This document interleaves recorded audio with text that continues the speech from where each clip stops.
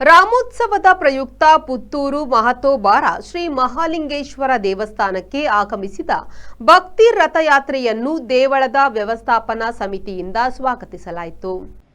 ದೇವಸ್ಥಾನದ ವ್ಯವಸ್ಥಾಪನಾ ಸಮಿತಿಯ ಅಧ್ಯಕ್ಷ ಈಶ್ವರ್ ಭಟ್ ಪಂಜಿಗುಡ್ಡೆ ಮತ್ತು ಸದಸ್ಯರು ಹಾಗೂ ವಿಶ್ವ ಹಿಂದೂ ಪರಿಷತ್ ಪ್ರಮುಖರು ಭಕ್ತಿ ರಥಯಾತ್ರೆಯನ್ನು ಸ್ವಾಗತಿಸಿದರು.